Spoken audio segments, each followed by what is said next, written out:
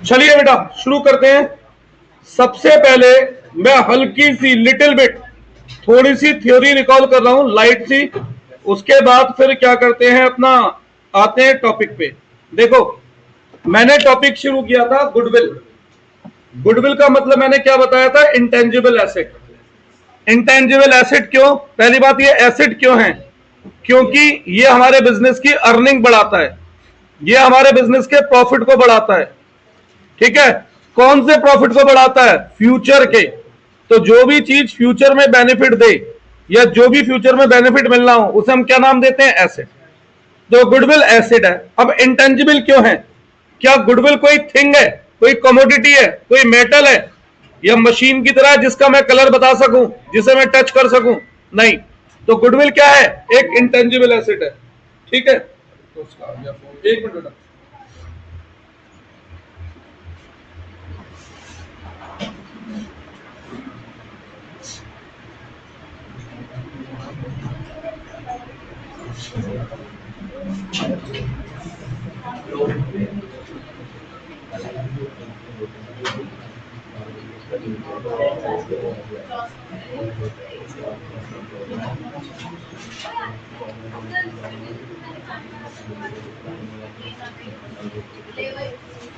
ठीक है, अब गुडविल का मतलब मैंने क्या बताया, वो प्रॉफिट जो हम फ्यूचर में कमाएंगे।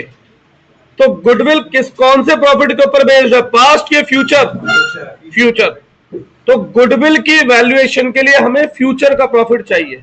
अच्छा, गुडविल से होने वाला प्रॉफिट ऐसा है कि कभी हुआ कभी नहीं, तो क्या में या रेगुलर बेस पे मेंटेन होगा, वो प्रॉफिट मेंटेन होगा। इसलिए जो प्रॉफिट हमें चाहिए उस प्रॉफिट को हमने क्या नाम दिया था यहां पर, फ्यूचर मेंटेनेबल प्रॉफिट। और मैंने आपसे बोला भी था, ये टर्म मैंने अपने घर में नहीं बनाई है, ये टर्म अकाउंटिंग स्टैंडर्ड 26 में गिवन है, बताई थी ये बात, और मैंने नेट पे आपको इसको लिंक भी करवाया था।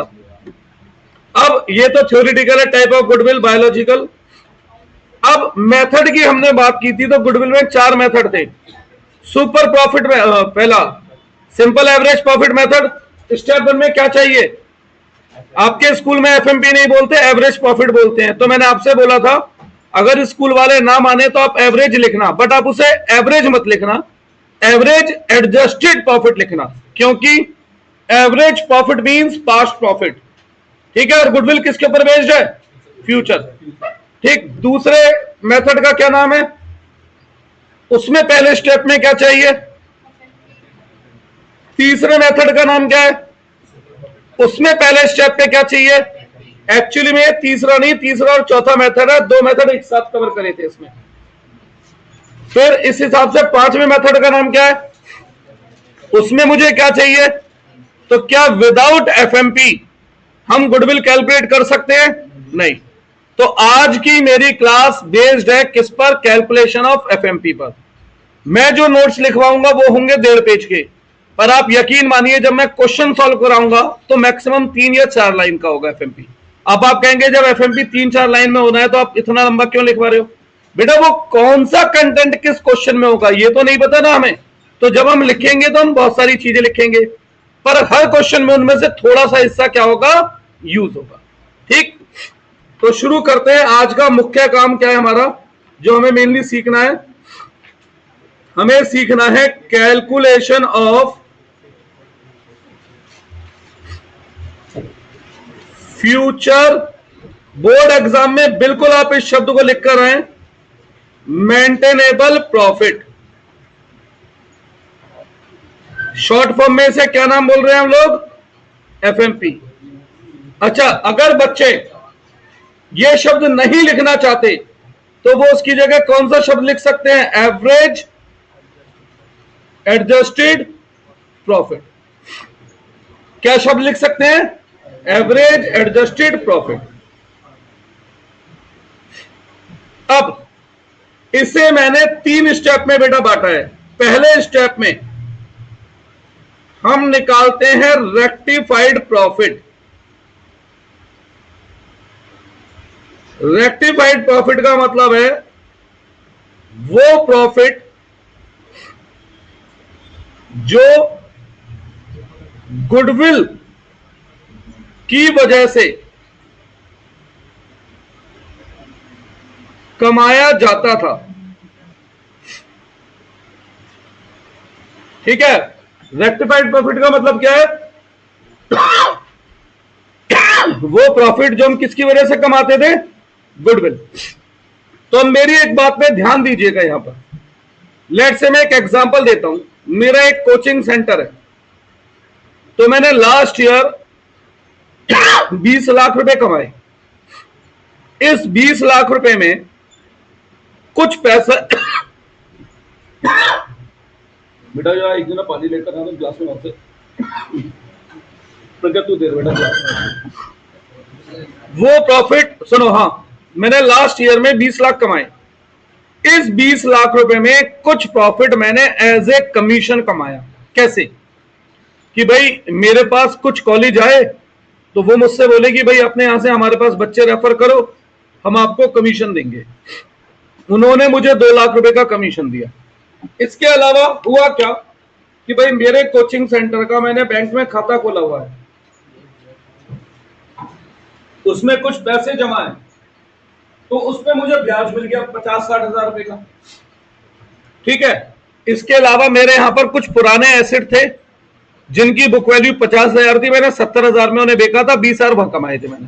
तो ये जो मैंने 20 लाख रुपए कमाए थे, क्या ये सारे 20 लाख रुपए गुडविल की वजह से कमाए थे? वो कॉलेज के कमीशन का गुडविल से क्या मतलब है? मेरी गुडविल है इसलिए कमीशन मिलेगा, गुडविल नहीं होती तो नहीं मिलता। वो तो तब भी मिलता, वो तो बच्चे रेफर करने की वजह से मिला है ना। मेरी गुडविल किस चीज में है? पढ़ाने में। तो मेरी जो पढ़ाने से रिलेटेड कमाई है, केवल वही कमाई तो गुडविल की कमाई कहलाएगी बेटा। या जो बैंक से ब्याज मिला, क्या बैंक वाला ये सोच के ब्याज देता है इस आदमी की गुडविल है तो इसे ज्यादा ब्याज दो, इसकी कम गुडविल है इसे कम ब्याज दो? नहीं। ये जो मैंने पुराना एसी बेचा उसमें 10-5 हजार रुपए बच गए, क्या मेरा जो मेरी समाज में गुडविल है वो एसी बेचने के लिए है? नहीं। तो जो पुराना प्रॉफिट है ना, उसमें बहुत सारे ऐसे एलिमेंट शामिल होंगे जिनका गुडविल से कोई मतलब वास्ता नहीं है। तो ऐसे एलिमेंट को मैं कैंसिल करूंगा। क्या करूंगा? कैंसिल। अब कैंसिल कैसे करते हैं? तो जो भी मेरा पुराना प्रॉफिट है उसमें मैंने सारी इनकम ऐड कर रखी होंगी हर तरीके की, और हर तरीके का एक्सपेंस क्या करा होगा? माइनस। तो मुझे जो एक्सपेंस कैंसिल करना है उसे रिवर्स कर दूं, प्लस कर दूं। जो इनकम मुझे कैंसिल करनी है रिवर्स कर दो, माइनस कर दो। तो ये है रेक्टिफाइड प्रॉफिट। तो एग्जांपल के तौर पे 3-4 साल का प्रॉफिट है, जैसे ये 22-23, 23-24, 24-25, 25-26, ये प्रॉफिट है पिछले 3-4 साल का। ये कब का प्रॉफिट है? पास्ट का, फ्यूचर का नहीं है। ये कब का प्रॉफिट है? और हमें कौन सा प्रॉफिट निकालना है? फ्यूचर का। तो मैं पास्ट के प्रॉफिट से फ्यूचर के प्रॉफिट पे जा रहा हूं, ठीक। अगर क्वेश्चन साधारण आया तो 2 या 3 लाइनों में काम सॉल्व हो जाएगा। क्वेश्चन अच्छा आया तो 5-7 लाइनों की जरूरत पड़ जाएगी, ठीक है बेटा। अब इस प्रॉफिट में से हर वो इनकम हटाओ जो बिजनेस की रूटीन इनकम नहीं है, यानी जो गुडविल की वजह से नहीं कमाते हम। जैसे कोई भी एबनॉर्मल इनकम है, एबनॉर्मल गेन है या इनकम है। एग्जांपल, वो जो बैंक से इंटरेस्ट मिला, क्या वो बिजनेस की रूटीन इनकम है या बिजनेस की गुडविल से होने वाली इनकम है? वो एसी बेच के जो 20,000 रुपए बचे, क्या उस गुडविल से उस इनकम का कोई मतलब है? नहीं। कमीशन से जो मुझे पैसा मिला, क्या उसका गुडविल से कोई मतलब है? नहीं। इसे मैं ऐसे भी लिख सकता हूं, non operating income. Non operating income, ठीक है। कोई डाउट है? या इन्वेस्टमेंट इनकम भी कह सकता हूं। मेरा काम पढ़ाना है, पैसा इन्वेस्ट करना है, पढ़ाना। तो इन्वेस्टमेंट करने से अगर कोई इनकम हो रही है उसका गुडविल से कोई मतलब नहीं है। इन सबको माइनस करो जिस भी साल में ये शामिल हो। फिर इसमें बेटा प्लीज एफएमपी खराब तो ये चैप्टर खराब। सेकंड, अब ऐसी कोई एबनॉर्मल लॉस है उसे भी हटाओ, एबनॉर्मल एक्सपेंस को भी हटाओ। भाई अब जैसे एग्जांपल के तौर पे मेरे बिजनेस में आग लगी और भैया 1 लाख का नुकसान हो गया, ये जो आग लगती है बिजनेस में गुडविल को देख के लगती है ना, गुडविल है तो आग लगेगी, नहीं तो नहीं लगेगी। इस आग लगने से होने वाले नुकसान का गुडविल से कोई मतलब है? तो ऐसे नुकसान को गुडविल के लिए रखें या हटा दें? नुकसान पहले क्या हो चुका होगा? माइनस। अब उसे रिवर्स कैंसिल करना है तो क्या करूंगा? प्लस। तो कोई एबनॉर्मल लॉस है,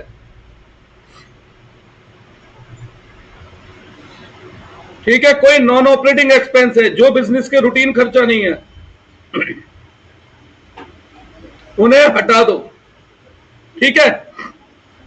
इसके अलावा एक स्पेसिफिक शब्द लिख रहा हूं बेटा, कैपिटल एक्सपेंडिचर। क्या? हाँ, एक मिनट भैया।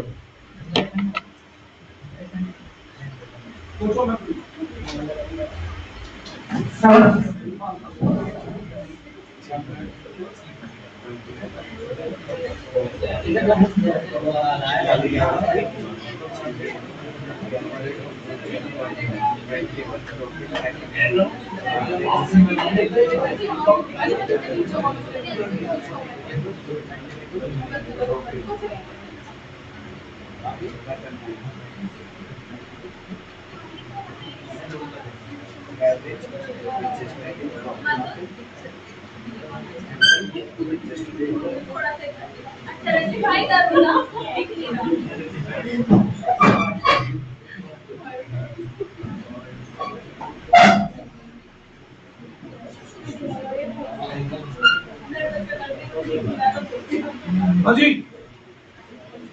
अब देखो एक शब्द है कैपिटल एक्सपेंडिचर। अब ये शब्द है क्या? मेरी बात सुनिएगा ध्यान से। मैंने एक मशीन खरीदी और गलती से उस मशीन को मैंने एक्सपेंस मान लिया। Is it possible? पढ़ा था ना रेक्टिफिकेशन 11th में, ऐसी गलतियां हो जाती थी कि मशीन खरीदा है उसे एक्सपेंस मान लिया, या एक्सपेंस था उसे मशीन मान लिया, था ना ऐसा?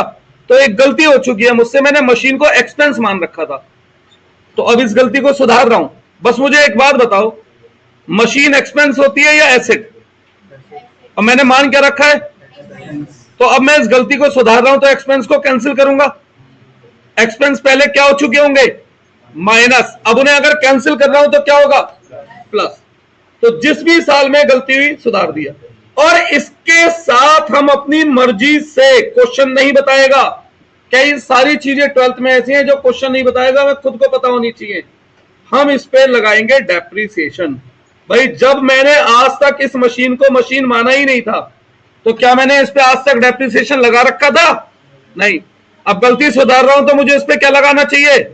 और डेप्रिसिएशन मेरा प्रॉफिट बढ़ाएगी कम करेगी? और डेप्रिसिएशन 1 साल लगता है या हर साल लगता है खरीदने के बाद? हर साल। ये वाला पॉइंट तब आता है जब क्वेश्चन अच्छा हो।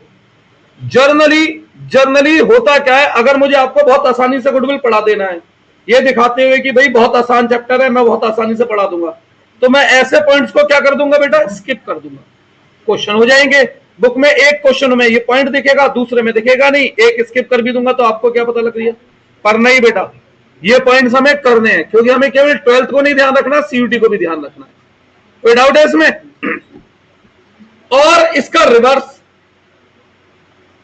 रिवर्स मतलब ऐसा हुआ, खर्चा था, मैंने गलती से मशीन मान रखा था, तो क्या करूंगा?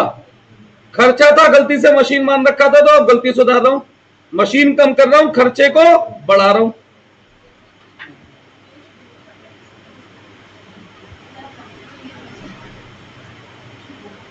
विच वाज रेवेन्यू, और फिर इसके डेप्रिसिएशन को अब कैंसिल करना पड़ेगा, तो वापस ऐड बैक कर रहा हूं, मतलब इसका रिवर्स। कोई डाउट है यहां तक? अब देखो ये सारे पॉइंट आपको एक ही क्वेश्चन में एक साथ मिल जाएंगे क्या? इनमें से आपको मैक्सिमम कितने पॉइंट दिखेंगे? 2। तो अपना आप ही ये जो चीज मैं बड़ी लिख रहा हूं, ये सॉल्यूशन में क्या रह जाएगी? छोटी। सही है? आपके बैच में भी बेटा सेम सब कुछ यही होगा, नो चेंज। इसके अलावा एक है अब ओवर वैल्यूएशन ऑफ, ये माइनस है, सॉरी, क्लोजिंग स्टॉक। क्या है ये? हाँ जी, 11th क्लास पढ़ी थी, रेक्टिफाई पढ़ा था, तो वहां पे कुछ पॉइंट आते थे, sales book under cost, sales book over cost. तो ऐसा स्टॉक के साथ नहीं हो सकता कि value of stock is under cost या value of stock is over cost, हो सकता है?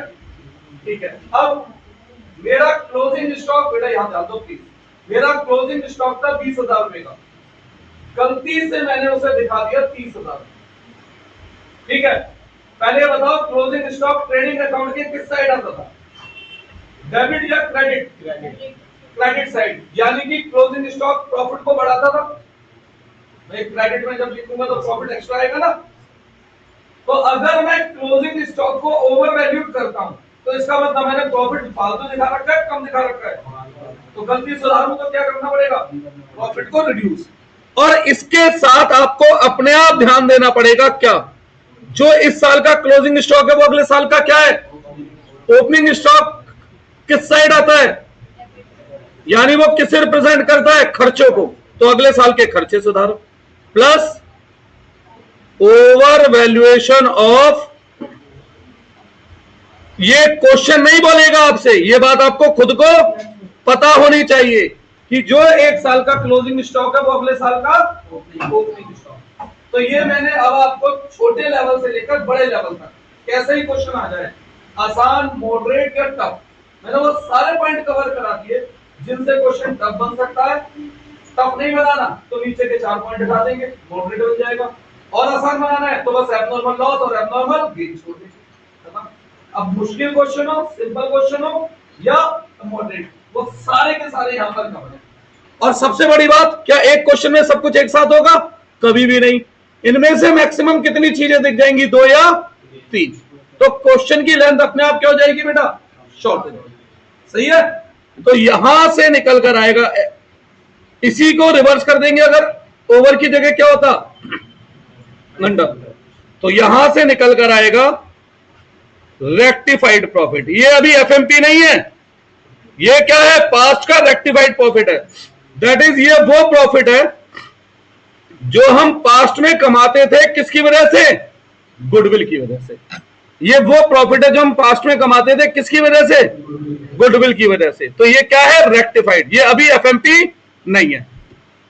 लिखो इससे पहले, फिर मैं आगे बढ़ूंगा, क्योंकि मेरा आज का उद्देश्य एफएमपीए में। नोट करिए इसे।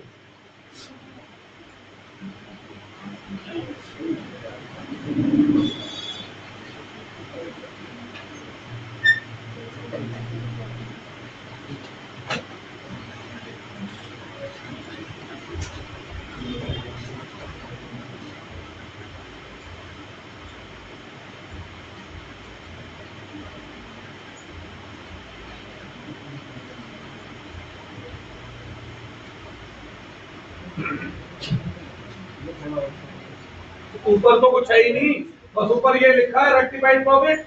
सॉरी, क्वेश्चन तो यही से है बेटा। बेटा थोड़ा तेज नोट करना, क्योंकि मेरे को अभी इसमें 2 स्टेप और सिखाने हैं। मैंने आपसे कहा भी था जब मैं सिखाऊंगा ये 1.5 पेज का होगा कॉन्सेप्ट, बाद में ये सॉल्यूशन में 3 या 4 लाइन का हो जाएगा।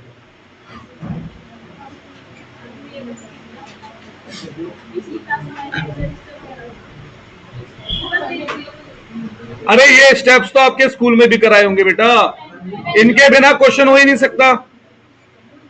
मैं नहीं मानता, आप ध्यान नहीं दिया आपने।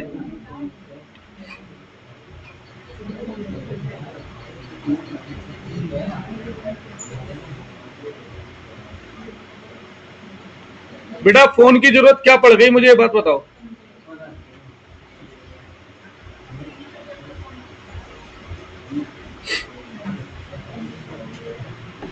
आगे बढ़ते हैं, बढ़े क्या?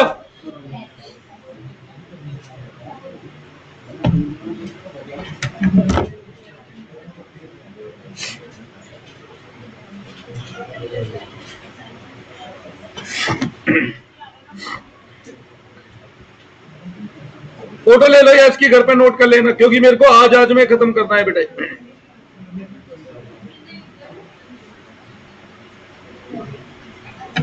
और ये ग्रुप में भेज देना।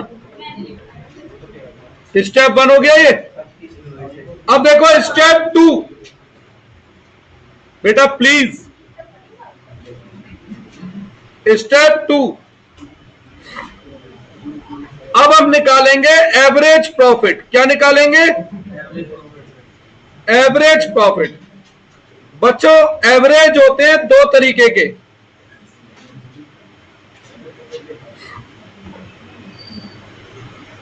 एवरेज होते हैं दो तरीके के, एक simple average profit. Simple average profit method कब लगता है? When there is no trend in profit. अब मेरी बात सुनेंगे आप, कई बार बोर्ड एग्जाम में एमसीक्यू क्वेश्चन आ सकता है या सीयूटी में तो आता ही है कि सिंपल एवरेज प्रॉफिट किस सिचुएशन में निकलता है या वेटेड एवरेज प्रॉफिट किस सिचुएशन में निकलता है। तो जब प्रॉफिट में कोई ट्रेंड नहीं है, ट्रेंड नहीं है मतलब जब मन करता है प्रॉफिट बढ़ जाता है, जब मन करता है कम हो जाता है, यानी किसी साल बढ़ रहा है किसी साल कम हो रहा है, तो क्या हम कह सकते हैं प्रॉफिट में कोई ट्रेंड है? नहीं। तो ऐसी सिचुएशन में सिंपल एवरेज निकलता है।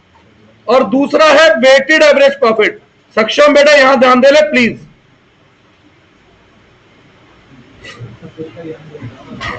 अवनीश मेरी एक बात सुनो, आप लोगों की वजह से कोई और डिस्टर्ब नहीं होना चाहिए। हाँ भाई, वेटेड एवरेज प्रॉफिट कब निकलता है? When there is trend in profit. Trend का मतलब क्या है? हर साल प्रॉफिट पिछले साल से बढ़ जाता है या हर साल प्रॉफिट पिछले साल से कम हो जाता है, तो इसे क्या कहते हैं? ट्रेंड। ठीक है, तो सिंपल एवरेज कब लगता है? जब ट्रेंड ना हो। वेटेड एवरेज कब लगता है? जब ट्रेंड हो। तो सिंपल एवरेज प्रॉफिट का फॉर्मूला क्या है? यहां पर सिंपल एवरेज कैसे निकलेगा? जो भी आपने टोटल रेक्टिफाइड प्रॉफिट निकाला है, रेक्टिफाइड प्रॉफिट पहला स्टेप था, निकाल लिया था ना हमने बेटा भी, उसे डिवाइड करो जितने साल थे। जैसे मेरे एग्जांपल में कितने साल थे? ध्यान दो, 4, तो डिवाइड बाई 4। 3 होते तो 3, 2 होते तो 2। वेटेड एवरेज प्रॉफिट कैसे निकलेगा? यहां पर एक तरफ लिखोगे ईयर ऑर्डर वाइज, जैसे 22 23, 23 24, 24 25, 25 26, फिर एक्स। एक्स का मतलब है रेक्टिफाइड प्रॉफिट। एक्स का मतलब क्या है? रेक्टिफाइड प्रॉफिट जो हमने निकाला वो प्लस में आए माइनस में आए। फिर डब्लू, डब्लू मतलब वेट। वेट हम क्रोनोलॉजिकल ऑर्डर में देंगे, सबसे पहले साल को 1, उसके बाद वाले साल को 2, उसके बाद को 3, 4 साल है तो 1 2 3 4, 5 साल है तो 1 2 3 4 5। फिर एक्स डब्लू, स्टैट्स में सीखा तो था भाई, जिसे आप क्या कहते थे, कंटिन्यूस वाला, वैसी। तो ये बन जाएगा सिग्मा एक्स डब्लू और ये बन जाएगा सिग्मा डब्लू। तो वेटेड एवरेज कैसे निकलेगा? Sigma x W upon sigma W. अब मैं मजेदार बात बताऊं, ऐसा कहा जाता है कि हमारे कोर्स में केवल सिंपल एवरेज प्रॉफिट मेथड है, वेटेड एवरेज प्रॉफिट हमारे कोर्स में नहीं है। ठीक है, कोई बात नहीं, मैंने फिर भी अगर वेटेड बता दिया तो नुकसान कोई ना है, बाई चांस गलती से आ जाए। जैसे फॉर एग्जांपल ऐसा कहा जाता है कि इकोनॉमिक में real GDP nominal GDP course में नहीं है, पर पिछले 3 साल से हर बार पेपर में उनसे रिलेटेड कुछ कुछ दिख रहा है, हर साल दिख रहा है। तो बेटा ऐसी सिचुएशन में पढ़ने से अच्छा है देख के चल लेते हैं, प्रैक्टिस ना भी करें कोई बात नहीं, पर लिखने में क्या जाता है, एक वही तो सीखा है बस हमने, वेटेड एवरेज। सही है। और ये वाला जो क्वेश्चन है वेटेड एवरेज प्रॉफिट कब लगता है, ये तो बोर्ड में भी 2-3 साल के अंदर अंदर में आया। ठीक, अब मैं अगर ये लिखवाता ही नहीं तो पता कैसे लगता। ठीक है, लिखवा दिया है बस मैंने।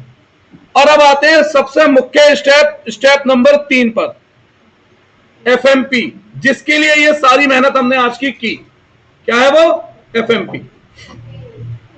ये फोटो ले लो, ग्रुप में गिरना इसकी स्टेप 2 की।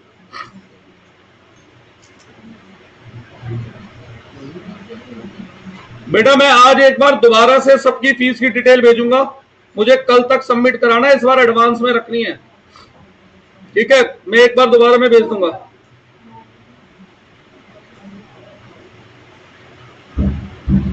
स्टेप 3,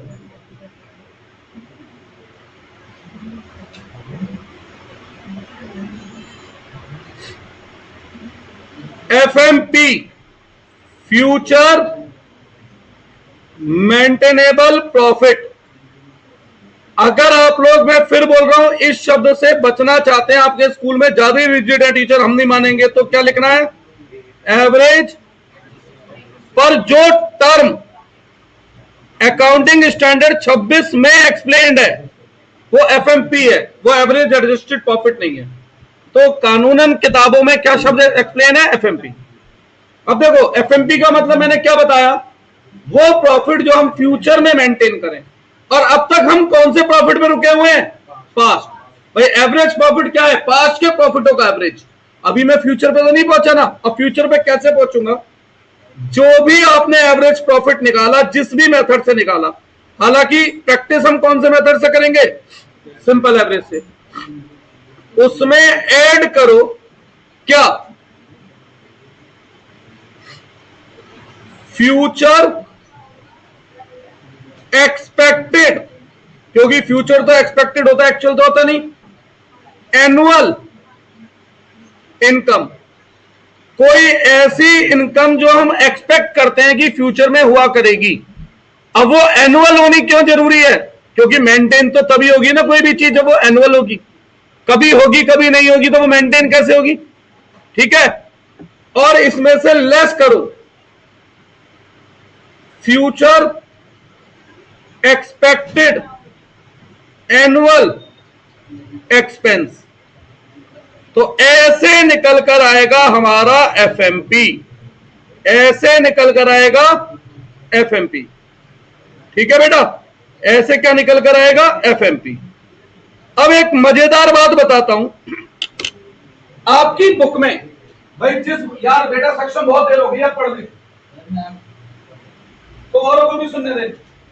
आपकी बुक में मजेदार बात क्या है, जिस बुक से आप प्रैक्टिस करोगे, मात्र 2 ऐसे क्वेश्चन हैं जिसमें ये फ्यूचर एक्सपेक्टेड इनकम एक्सपेंस दे रखा है।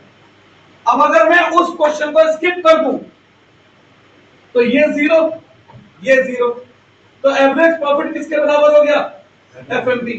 और अब मैं उन सभी क्वेश्चनों को एवरेज प्रॉफिट से सॉल्व कर दूं तो आपको कभी पता ही नहीं लगेगा कि एफएमपी की जरूरत थी।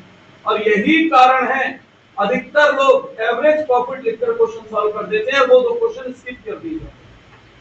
समझ आया? अब मैं कहता हूं एफएमपी लगाएंगे, हमने एवरेज प्रॉफिट निकाला, ये 0, तो कोई बात नहीं, हमारा एफएमपी यही आ जाएगा। अगर ये है तो हमारा एफएमपी बदल जाएगा। तो हमारा हर आंसर अपने तरीके से मैच होगा, पर बुक के वो 2 क्वेश्चन एवरेज प्रॉफिट से सॉल्व नहीं होंगे। और मैं वो 2 क्वेश्चन आपको करवाऊंगा भी, हमें नोटिस करवाऊंगा कि वहां एवरेज प्रॉफिट से आंसर नहीं आएगा। आंसर किससे आएगा? एफएमपी। और हमारा हर आंसर ही किससे आएगा? एफएमपी। ठीक है।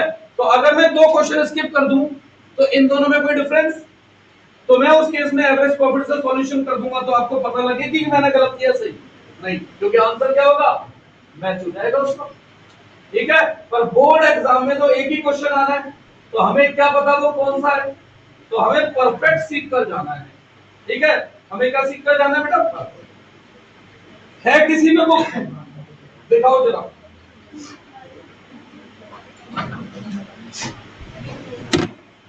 दिखाना।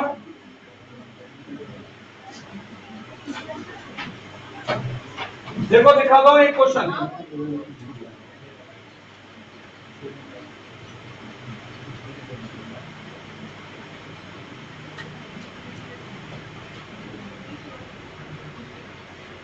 क्वेश्चन नंबर 14 देखो।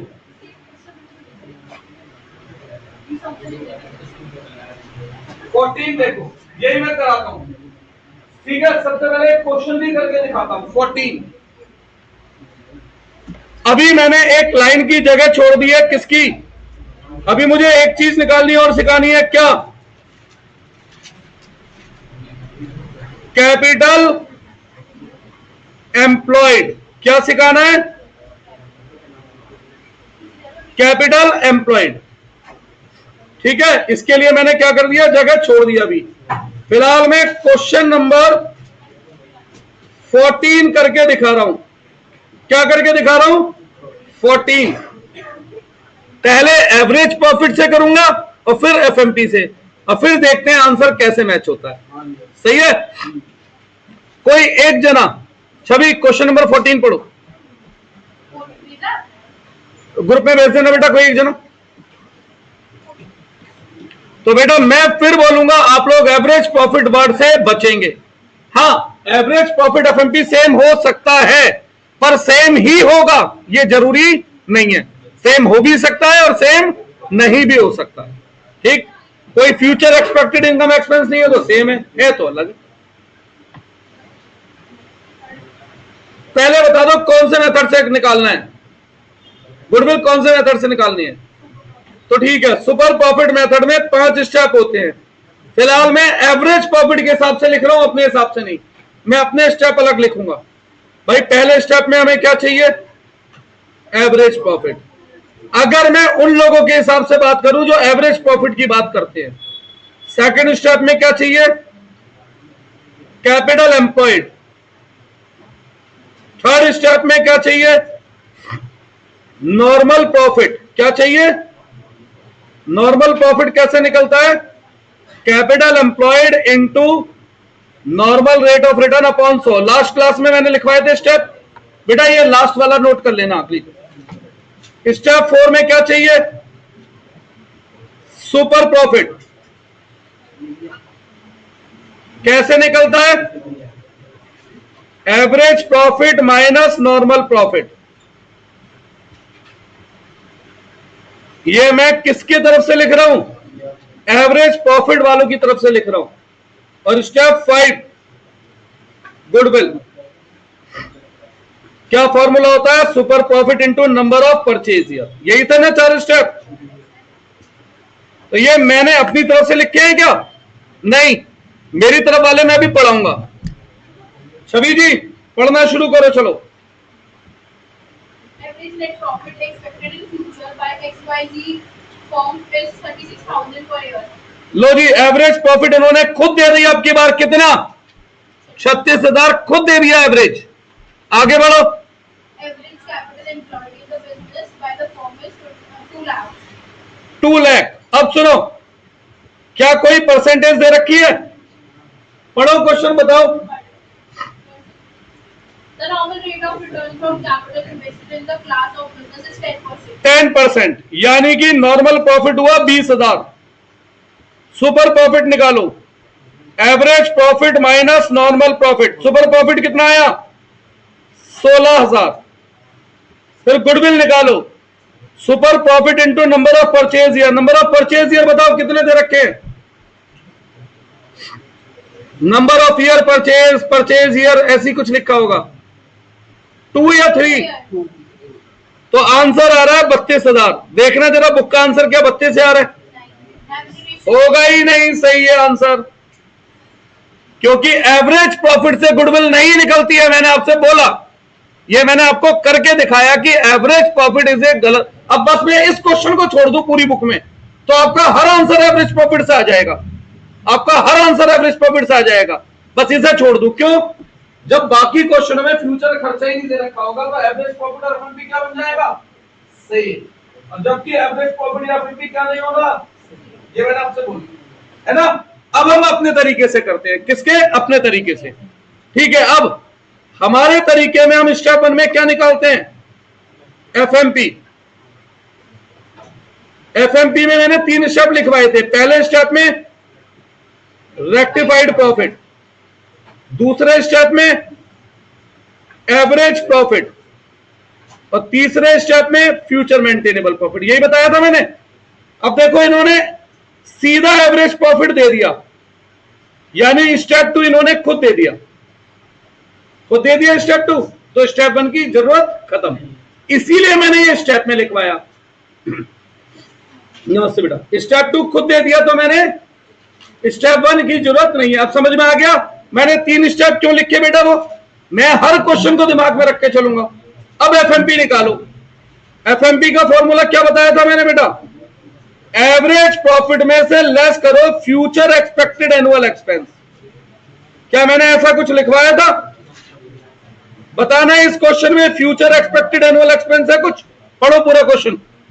Average net profit expected in future by XYZ firm is 36,000 per year. ये तो लिख लिया था एवरेज, तो आगे Average capital employed in the business by ये भी अलग है। चलो मैं तो फ्यूचर एक्सपेक्टेड खर्चा ढूंढ रहा हूं, आगे बढ़ो। the normal rate देखो। of return from ये भी हो गया। आगे बेटा ये लाइन ढंग से सुनना, बोलो। remuneration of the partners is estimated to be is estimated remuneration of partner is estimated कितना 6,000 per annum. Per annum. तो मैंने क्या वर्ड लिखवाया है तो ऊपर ध्यान देना जरा, फ्यूचर एक्सपेक्टेड एनुअल एक्सपेंस क्या लिखवाया था? तो क्या फ्यूचर का एक्सपेक्टेड एनुअल एक्सपेंस दे रखा है? कुछ दे रखा है, कितना? 6,000. तो अब ये जो बचकर आया ये एफएमपी है। अब एक बात बताओ बेटा, average profit minus expense is equal to average profit, ये क्या सेंस बनी? X minus 500 is equal to X, is it possible? तो एवरेज प्रॉफिट और एफएमपी क्या सेम टर्म हुई? नहीं हुई सेम टर्म। अब आंसर देखो, हमारा मैच होगा बुक से, तो मेरे को एक डिफरेंस दिखाना था, दिखा दिया। अब मैं आपके ऊपर छोड़ता हूं आपको क्या करना है, ठीक है? अब अपने स्टेप फॉलो करते हैं। स्टेप 1 क्या चाहिए हमें? हमारे तरीके से क्या चाहिए? एफएमपी। स्टेप 2 क्या चाहिए? कैपिटल एम्प्लॉयड उन्होंने देखो खुद दे रखा है कितना? 2 लाख। स्टेप 3 क्या चाहिए? Normal profit. क्या चाहिए? नॉर्मल प्रॉफिट कैसे निकलता है? Capital employed into normal rate of return upon 100, कितना आया? 20,000। स्टेप 4 में क्या चाहिए हमें? Super profit. सुपर प्रॉफिट कैसे निकलता है? FMP minus normal profit 10,000। और फिर गुडविल। गुडविल कैसे निकलती है? Super profit into number of purchase years. अब मैच करो, आंसर मैच हुआ? अब नहीं हुआ? हो गया? तो अब बताओ एवरेज प्रॉफिट से सॉल्यूशन करेंगे एफएमपी से। अब अगर मैं कहता हूं एफएमपी नहीं भी निकलनी, कोई बात नहीं, आप निकालो, आपकी ऑटोमेटिकली वो किसके बराबर हो जाएगी? एवरेज। ठीक है, क्लियर है? इसीलिए मैंने आपसे बोला था बेटा मेरा सॉल्यूशन थोड़ा सा स्कूल से लेंदी है, इस वजह से बस मैंने आपसे बात करी। ये करेक्ट सॉल्यूशन है, नोट करो इसे, ये हमारा सॉल्यूशन है। तो अब अगर मैं इस क्वेश्चन को स्किप कर देता हूं तो आपको कभी जीवन में पता नहीं लगेगा कि एवरेज प्रॉफिट से सॉल्यूशन होना था या नहीं होना था, आपको लगेगा उसी से होना था, क्योंकि तो बाकी सभी क्वेश्चनों में बुक में क्या है? एवरेज प्रॉफिट ही एफएमपी बनना है, तो आपको डिफरेंस पता ही नहीं लगता। पर बोर्ड एग्जाम में तो एक ही क्वेश्चन आना है, आपको क्या पता कौन सा है ना? तो हमें ये पूरी चीज सीखनी है, एक स्टेप एक्स्ट्रा सीखने से कोई दिक्कत नहीं है हमें।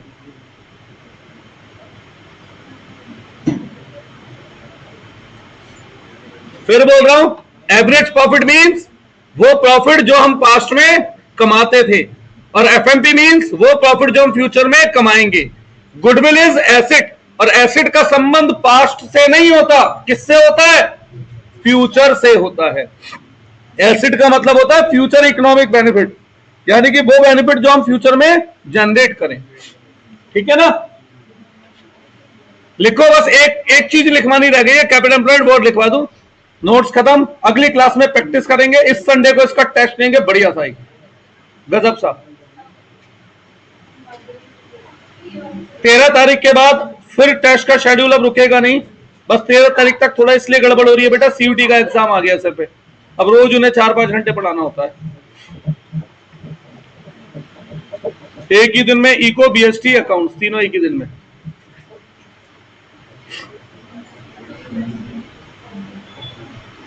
डाउट है कोई? क्लियर?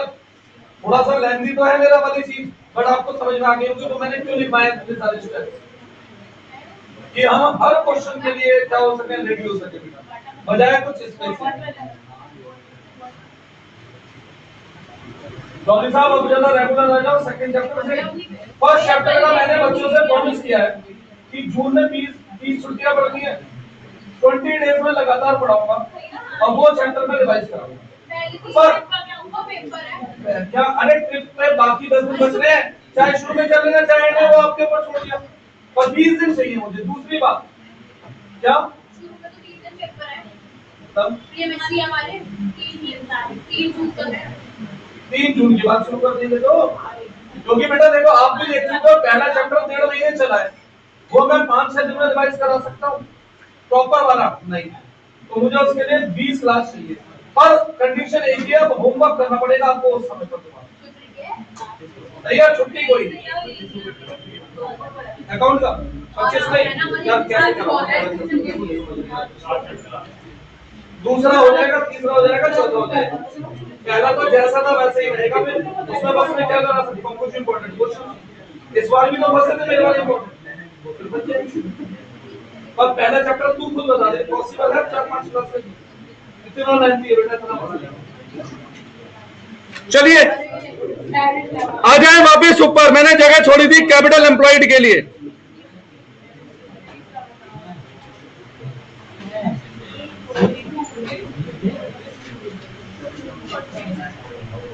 देखो बेटा, कैपिटल एम्प्लॉयड का मतलब वैसे तो सुनिए, कैपिटल एम्प्लॉयड का मतलब वैसे तो कुछ अलग होता है, और गुडविल में ये लोग कुछ अलग ही लेकर चलते हैं। कैपिटल एम्प्लॉयड का मतलब होता है मालिक के अलावा जितना भी बिजनेस का उधार है, ठीक है, वो नहीं। कैपिटल एम्प्लॉयड का मतलब होता है मालिक का पैसा प्लस लॉन्ग टर्म उधार, और ये लोग क्या मान के चलते हैं, मालिक का पैसा। तो यहां पर थोड़ा सा डिफरेंस है कैपिटल एम्प्लॉयड, ठीक है। तो मैं आपको बता रहा हूं, आपको बस ज्यादा दिमाग नहीं लगाना, आपको ये फॉर्मेट फॉलो करना है। कैपिटल एम्प्लॉयड निकालने के 2 रास्ते हैं। कितने रास्ते हैं? 2। पहला रास्ता, यार बेटा सुन लीजिए, जितने भी एसिड्स हैं उनमें से माइनस करो आउटसाइडर लायबिलिटी। आउटसाइडर लायबिलिटी समझते हैं? पूरी 11th क्लास में मैंने आपको आउटसाइडर लायबिलिटी का मतलब बताया था। मैंने हमेशा बोला था क्या नाम है, asset is equal to capital plus liability नहीं होता है, कैपिटल प्लस आउटसाइडर लायबिलिटी होता है। ध्यान आ रहा है? अब वो चीज यहां लगानी पड़ेगी। माइनस करो कौन सी वैल्यू? Agreed value. अब आप कहेंगे एग्रीड वैल्यू मतलब, अरे हो सकता है हमारे बिजनेस के एसेट की वैल्यू चेंज हो गई हो, बिल्डिंग हमने 5 लाख की दिखा रखी हो पर आज की मार्केट वैल्यू उसके 8 लाख हो गई हो, पॉसिबल है ना। यहां से निकलकर आता है नेट एसेट वैल्यू। क्या निकलता है यहां से? नेट एसेट वैल्यू, जिसे हम लोग, कौन है,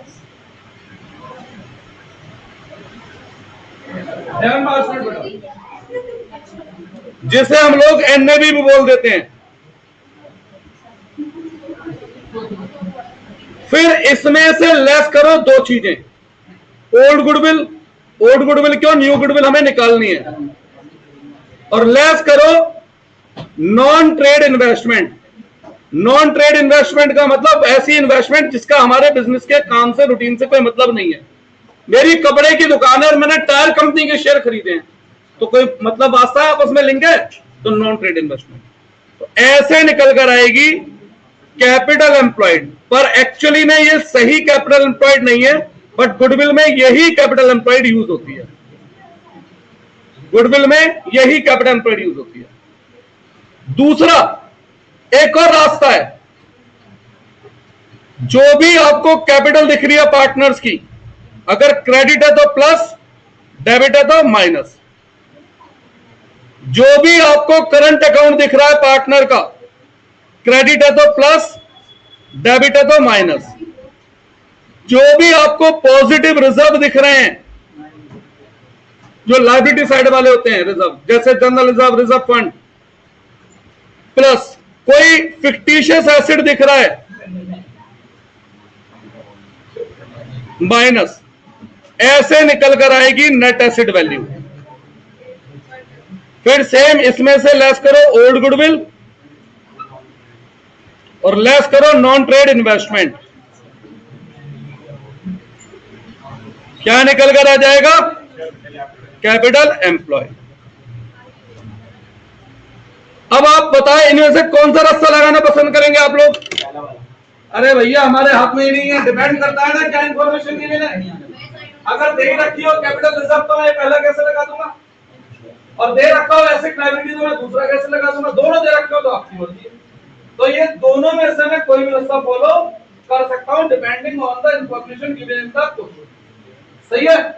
तो अब हमारे पूरे नोट्स खत्म। अब हम 2 क्लास प्रैक्टिस करेंगे, संडे को लेंगे एक बढ़िया सा टेस्ट गुडविल का, और साथ के साथ तरीके से पढ़ के टेस्ट देते रहो। तो जो यूटी आपका 25-26 में जो भी आप बता रहे हैं तो उसे ढंग से कर पाओगे, नहीं तो नहीं कर पाओगे। ठीक, हाँ जो भी है भाई, अकाउंट का कम से कम जुलाई में रखना चाहिए यार। 4 चैप्टर आ रहे हैं।